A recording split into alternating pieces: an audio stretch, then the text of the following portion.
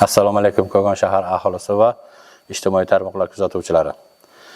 Buxoro viloyati Kogon shahar bo'yicha tabiiy gaz iste'molchilari Kogon tuman gaz ta'minoti bo'limi hisobidagi 241 kilometr, shundan 22,3 kilometr yer osti va 227 kilometr yer usti gaz quvurlari va 208 ta, shundan 2 tasi yuqori bosimli gaz maromlash punktlari va 206 tasi o'rta bosimli gaz taqsimot punktlari orqali tabiiy gaz bilan ta'minlanib kelmoqda.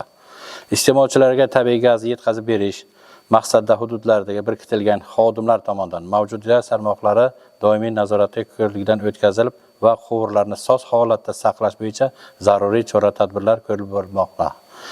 Shu bilan birgalikda hududdagi iste'molda kelib chiqqan holda mavjud 208 ta gaz taqsimlash punktlari doimiy rejim sozlash ishlari bajarilib, zaruriy bosimga sozlab borilmoqda. Gaz bosimlar tarmoqlarda yo'qotishlarni qisqartirish va iste'molchilarga bir maromda tabiiy gaz bilan ta'minlash maqsadida 1794 ta xonadonga 3 bosqichli tizimdan 2 bosqichli tizimga modernizatsiya qilindi. Natijasida ehtiyoji qolmagan 14 ta gaz maromlash punktlari demontaj qilib olindi.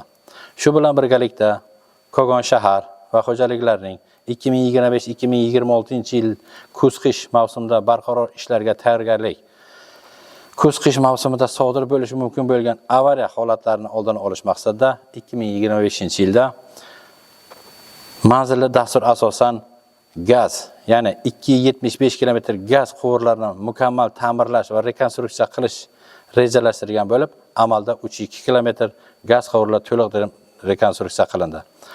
Bir dona gaz taqsimlash punktlari mukammal ta'mirlanib, reja belgilangan bo'lib, amalda bir dona gaz maromlash punktlari ta'mirlandi.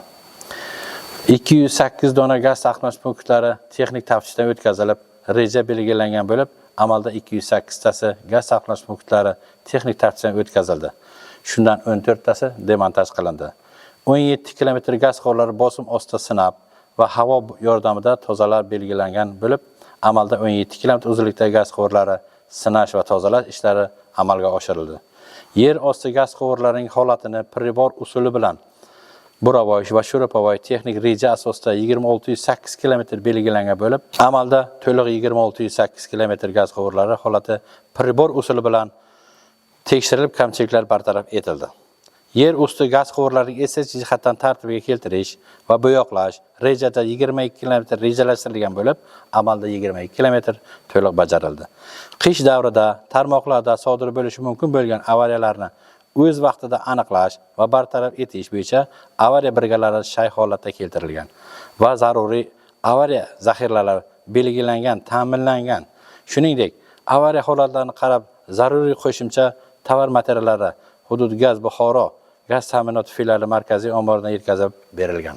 Olib borgan ishlar natijasida Kogon shahrida 15400 aholi xonadonlarga me'yoriy gaz berilishi ta'minlandi.